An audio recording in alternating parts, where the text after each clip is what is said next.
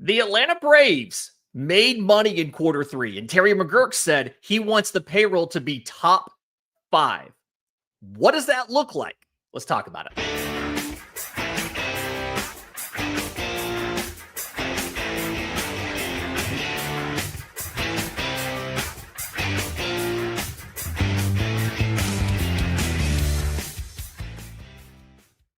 Yes, welcome on in to Braves Today, a special live edition of Braves Today for Wednesday, November 5th. This is your source for news, notes, and updates on your Atlanta Braves. I'm your host, Lindsey Crosby. You can follow me on social media at Crosby Baseball. You can follow the show on X, Braves_today. We have a Facebook page and an Instagram as well. And you can find all of my written work, bravestoday.com. That's the Braves Today Substack, as this is both a podcast and a newsletter. We're proudly part of the Believe Podcast Network and presented to you by FanDuel. Tons of stuff out there right now for FanDuel, NBA, NHL, NFL, NCAA. I'm looking at the World Series odds for 2026. Atlanta is tied for 8th with the Padres at plus 2,000 behind the Dodgers, Phillies, and Mets in the National League. It's possible that today, or that the news we got today, could change things a little bit. So go to FanDuel.com, download the FanDuel app today to get started. But I want to talk about what Terry McGuirk said, because I called into the earnings call this morning. Atlanta Braves Holdings, and I'll explain all of that in a minute, released quarter three financial results. And long story short, I wrote the whole thing up over at bravestoday.com. If you want to read it, it is free. The Braves made more money in quarter three of 2025 than they did in quarter three of 2024. They played the same number of games, but like 41 home games. Attendance was a little bit lower, but they made more money. And a lot of that extra money was due to more sponsorships, streaming rights, and things like that. The Battery, or the mixed-use development, all of the real estate Atlanta owns, added a little bit of money in there as well, and it grew quite a bit. But one of the big takeaways, and the reason I always dial into the earnings call versus just reading the press release, is to hear the questions.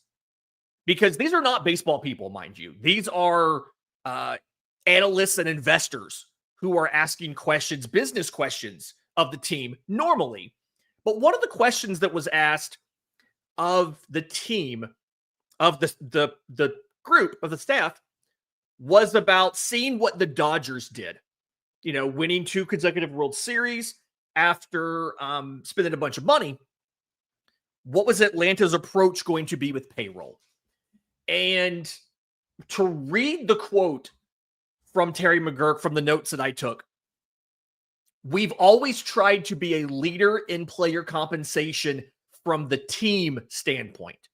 He's not saying that they will sign a top 5 salary to an individual player, but he did say that the goal is to be a top 5 payroll team.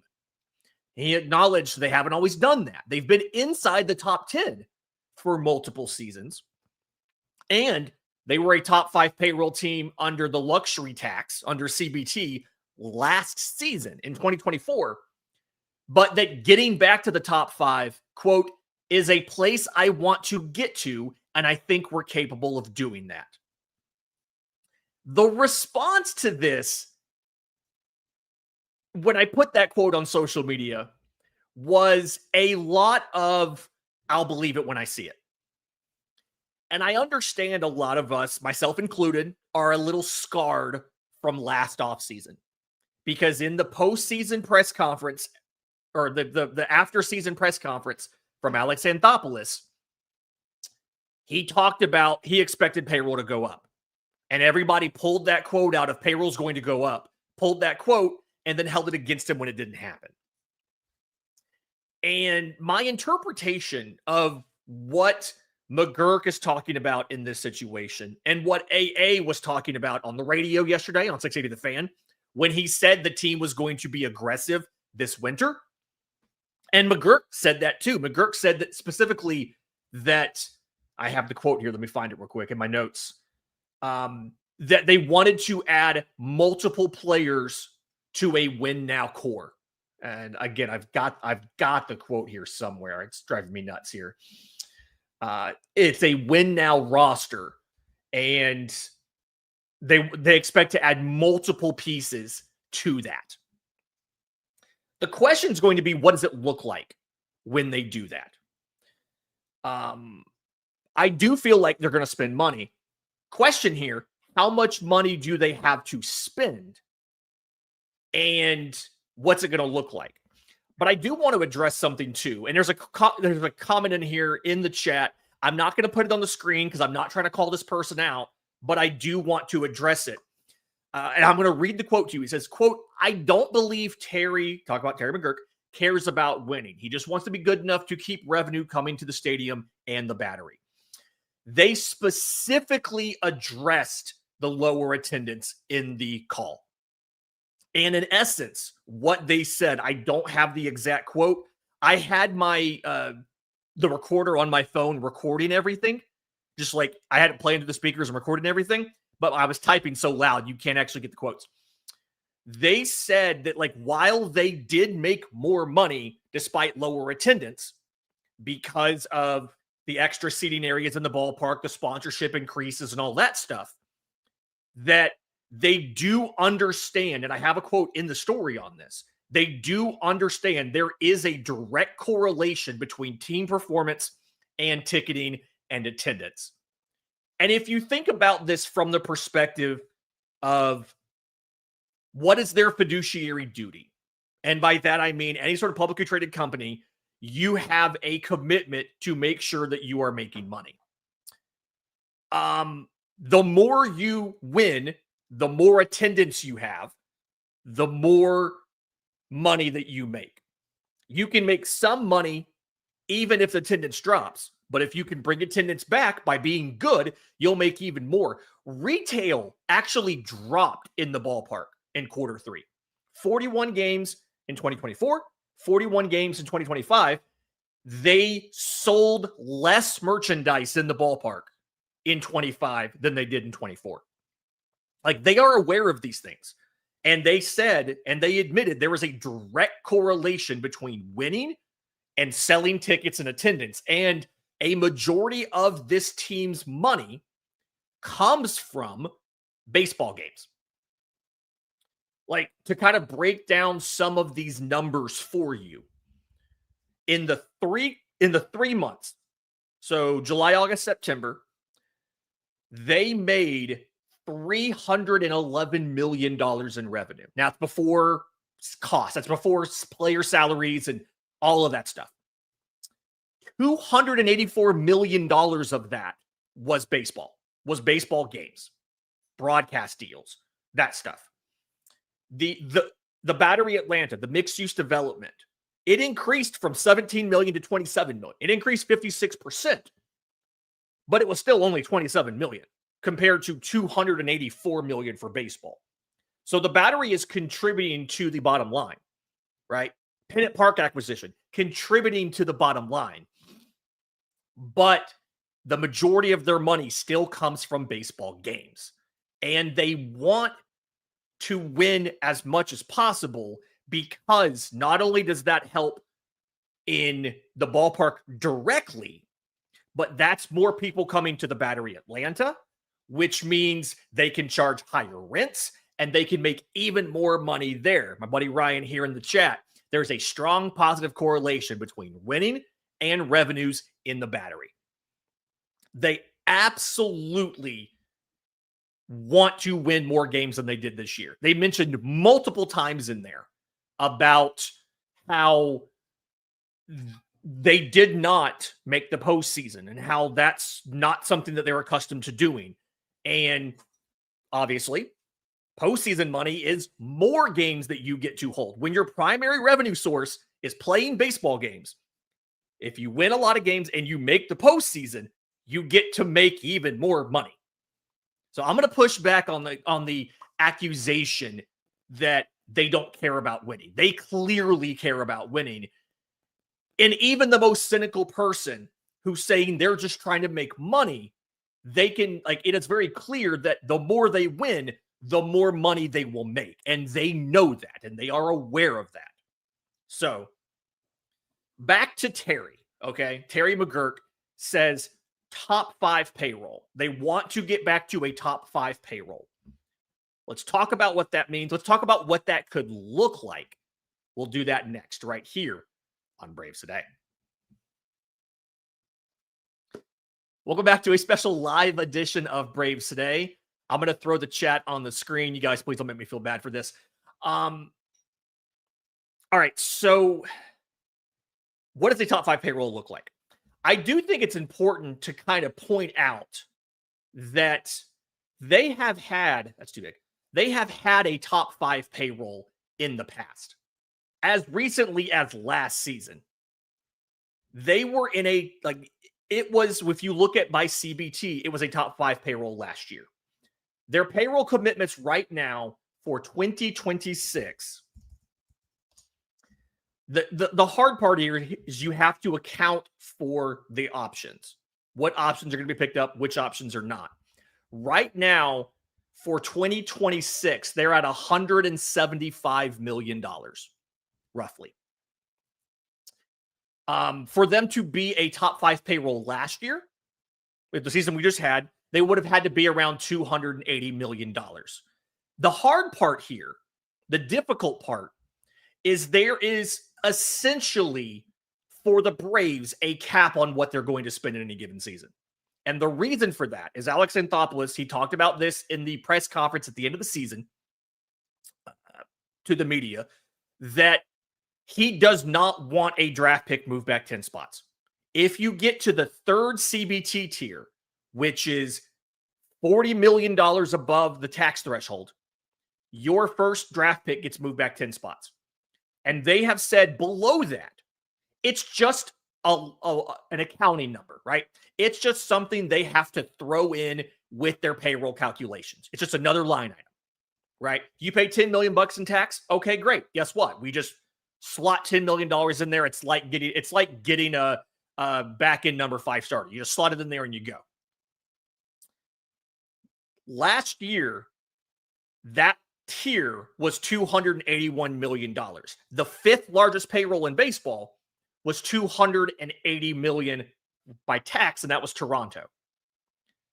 So if you look at this upcoming season, the tax threshold goes up to 244, which means 284 is the 3rd tier. Atlanta's right now projected from a current 175, and the opening day estimate with the options they're going to pick up is something like 195. So if you think about the threshold is 284 for that 3rd tier, you could theoretically have somewhere like $80 million to spend. $80 million in average annual value you could add to the roster this year. The issue with that is you have to account for not only the options and everything, you have to account for arbitration salaries. You have to account for buyouts. Like David Fletcher's not getting $8 million, but they got to pay him $1.5 million on that. It feels more realistic to say Atlanta has $60 million in AAV they can add if they want to get to the same level that they were in 2024, just below the 3rd tier, right?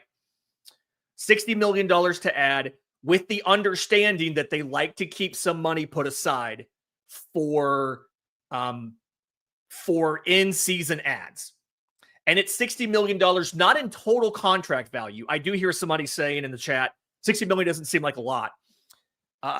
It is not $60 million in total contract amount. It's $60 million in 2026 salary. So a lot of this depends, I think, on what you do at shortstop, right?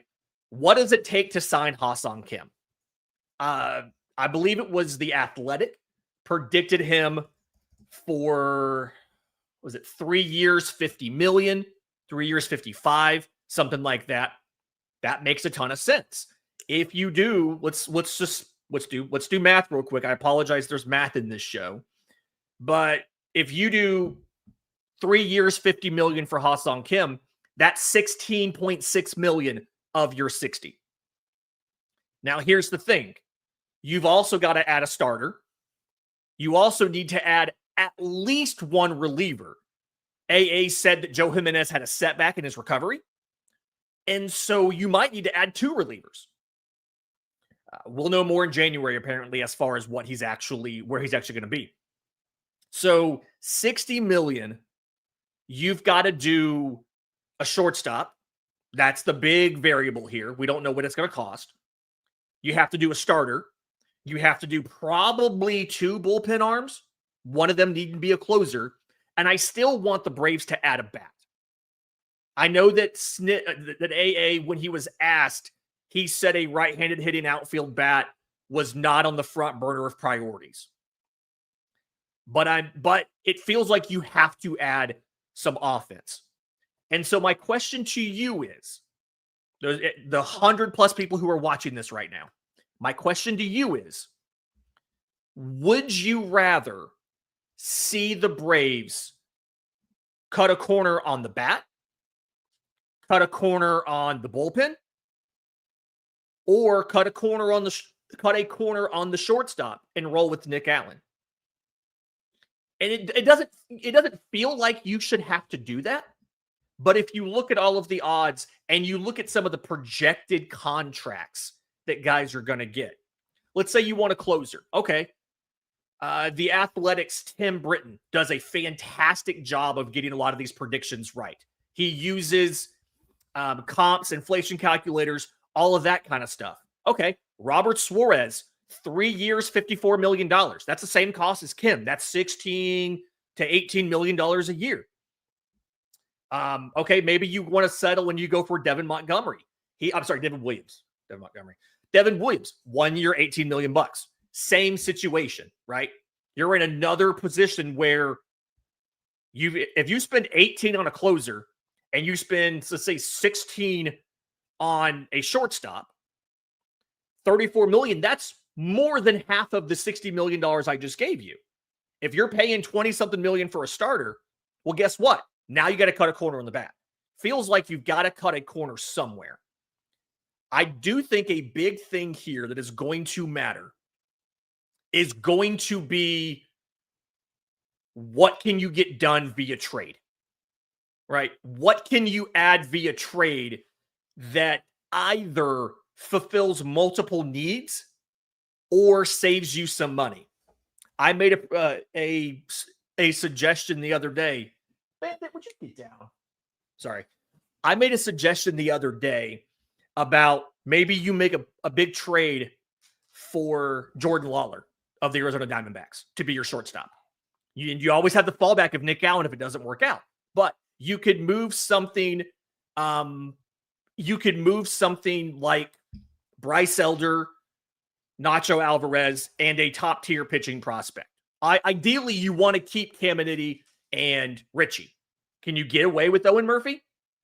Maybe you have to do something else. But maybe that's a place you cut a corner, is on the shortstop. Because the question about Nick Allen, the question with Nick Allen, and I've seen some people say just roll with Nick Allen and trade for a corner outfielder. The issue here for Nick Allen is he is perfectly acceptable if the rest of your offense is hitting.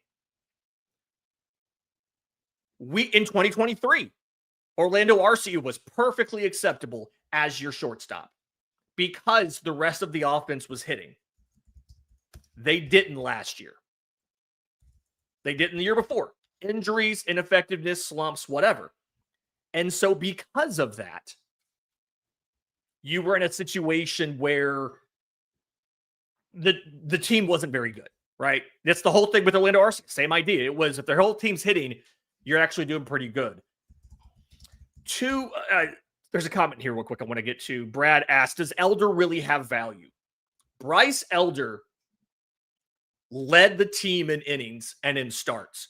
And I know that we don't necessarily, in Atlanta, we don't necessarily value Bryce Elder. But he does have value simply because it is so hard in Major League Baseball to find starts and find innings. And if you can look at some of the kind of marginal fifth starters who got paid in last offseason before that, things like that, it's guys who were Bryce Elder quality. They had an ERA of close to 5, and they still got paid. He puts up innings. When's the last time Bryce Elder was hurt? When's the last time Bryce Elder went on the injured list? And when he's not, like when he's on, he can be surprisingly good. Like I want to point out, if you look at down the stretch, he had a couple blowups. Yes. And I'm sorry to keep going, Brian. I know you said thank you and you're good already, but I'm just going to finish the thought real quick. He had a couple blowups, right? The White Sox got him for 8 runs and 4 2/3. Houston got him for 6 runs and 4 1/3. But outside of that, he had 5, 6, 7, 8 quality starts in his last 11 outings. I think Video Moon in the chat says it really well. More than half the teams in baseball would take Bryce Elder if given a chance. And he costs you virtually nothing. That's the other part of it, is you're getting, if nothing else, you're getting 160 innings. And you know what he made in 2024? $740,000. You know what he made in 2025? $760,000. You know what he's going to make in 2026? Probably $780,000 because he doesn't hit arbitration until 2027. And if you can get him a little more consistent, you have tremendous value for the next couple seasons. Yes. So there is legitimately value in Bryce Elder. And I do think he would be a piece in a trade. He would not be the main centerpiece of a trade, but he would be a piece in a trade. So again, what does this money looks like if you have $60 million to spend? Again, where do you cut a corner? Because if you're trying to do it all in free agency, you have to cut a corner. This is something that I've written about a little bit. You do have some sort of path with Bo Bichette, despite the fact he is not defensively very good at all, right? It would be a short-term shortstop kind of situation. You could defensive replacement him late in games with Nick Allen, move Bichette over to second and take Ozzie out of the game.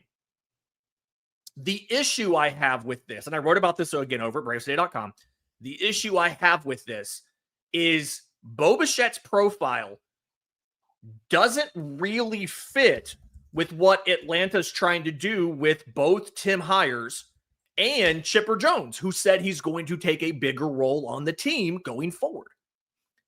Because Bo Bichette chases a lot. 35% chase rate, 12th percentile in baseball. He has very low bat speed. It's something like 12th percentile. He is closer, like he has more inherent power than a guy like Luis Ariz. But it's definitely a profile closer to that. He is dependent on not whiffing and making contact. He doesn't walk a bunch, below average walk rate of 6.4%.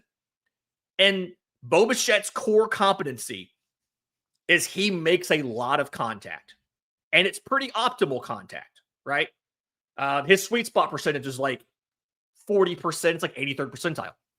If that ability to make contact drops, he's lost most of his offensive value.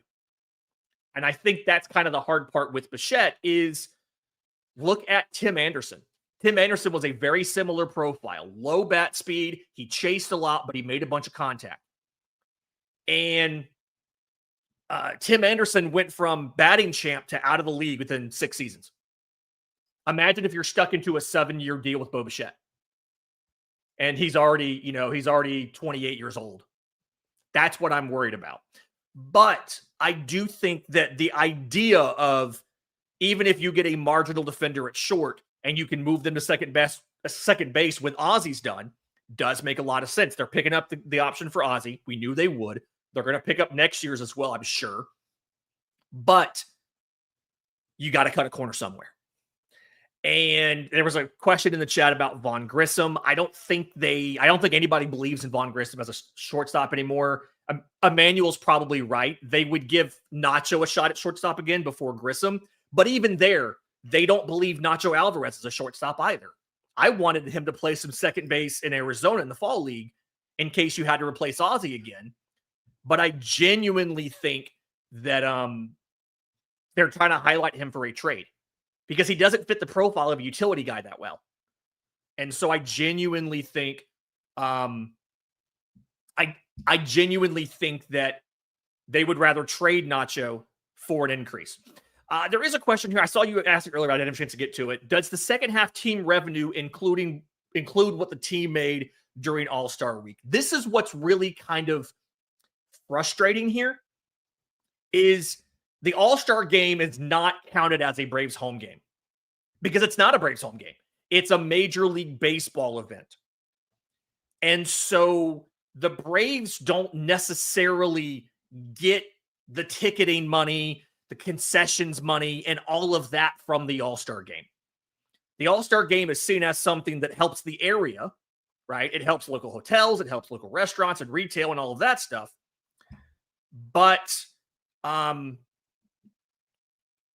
it's not directly contributing to the Braves' bottom line. Now, in this situation where Atlanta owns the Battery, Atlanta Braves Holdings owns the Battery and has tenants and stuff in there, people that I've talked to said that the tenant list, the list of people interested in space in the Battery, was bigger than it had ever been after the All-Star game was announced.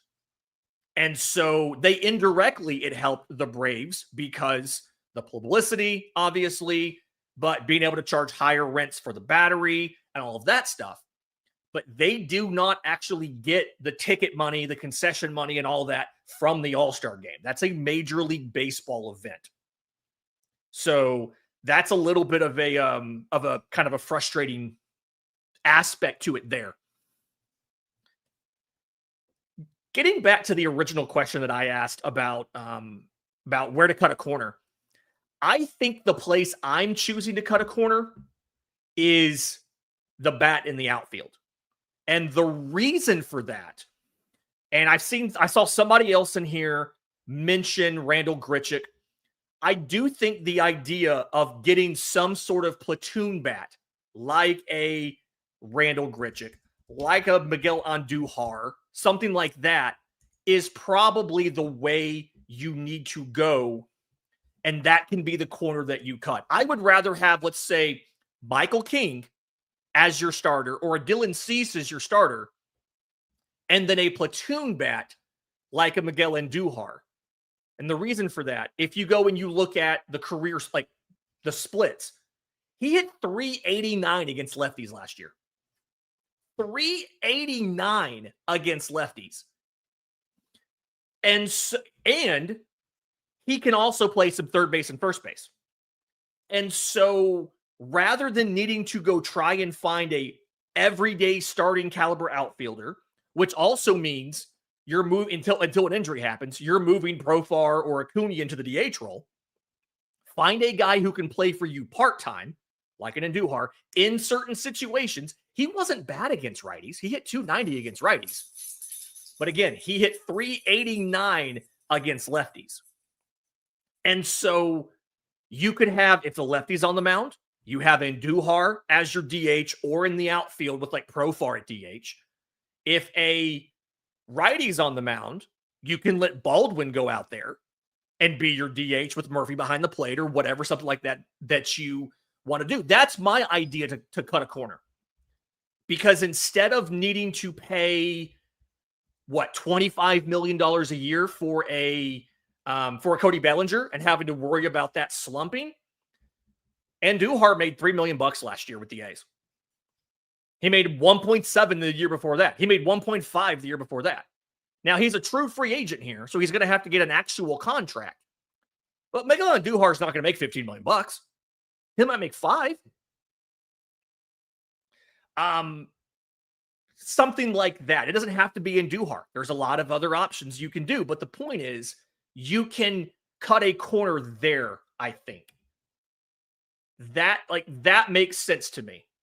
I've seen people mention, I had a couple other ones here. I'm trying to think about who it was. I know that Rob Refschneider is a guy I've talked about before. He's going to be, he's probably going to go back to Boston, but I think he would be an option. You could do that. Like multiple kind of options here. And Anthony said, remember, lefty on the mound, you put Baldwin in. Yeah, I have Baldwin behind the plate in that situation. He's definitely in the game because he hits really well. He hit better against lefties than righties last year, and yet Snit wouldn't play him. One reason why I'm excited about Walt Weiss, wanting that information. So if I'm cutting a corner, that's where I'm cutting a corner. Because if you need, like, that guy can't, Miguel Andujar's not playing center field, but you've got Eli White for that. The Braves may decide, you know what? Rather than having to go out and sign a guy, we're going to go and we're going to keep Jake Fraley for another season. Because Jake Fraley in his career has done a little bit of that just against righties. He hit 261 against righties in his career, 175 against lefties. I do think you need to add somebody, though, right? I do think you need to add a bat. And Matteo put it a great way here in the chat. We just kind of assume that Drake Baldwin's going to keep doing what he did. There's always the possibility of a sophomore slump. And so I do think you need to add somebody. Leary asking, what do you think the odds of the Rangers shedding Payroll, possibly trying to grab DeGrom or Seager? I would not be opposed to Corey Seager because I do think he could eventually move into second base if you needed to. It is a lot of money per year for a Corey Seager, so I'm not necessarily convinced that that's going to work. And somebody's asking about Luis Rengifo. He was not good this year. He could end up being very cheap, right? Willie Castro was also not very good this year when he needed to be good. He also was not. Rengifo hit 238 in full-time action. Ultimately, shortstop, I do think, again, is the big key to all this.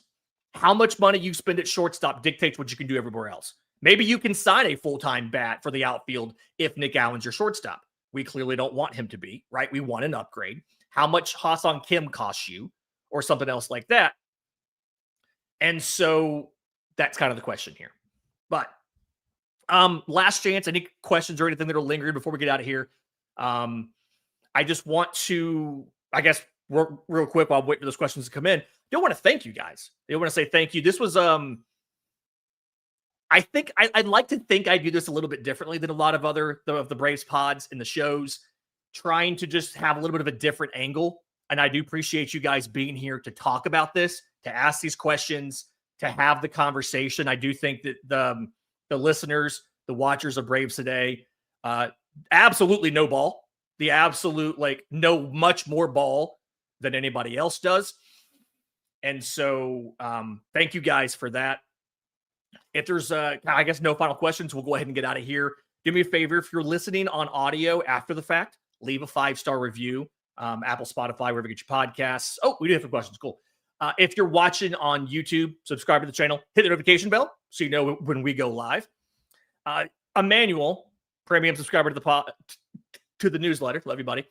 How much of a possibility would you give the Braves going for Bellinger or an outfielder of that caliber? I do think there is a possibility Atlanta pops one qualifying offer this year. Because if you think about it, this is the time to do it. You would lose your second highest pick, which could be an extra one if Drake Baldwin wins Rookie of the Year next Monday, rather than losing 2 picks. You only lose $500,000 in your bonus pool rather than a full $1 million. I do think that this is the year to do it if you do it. I don't think they pop more than one.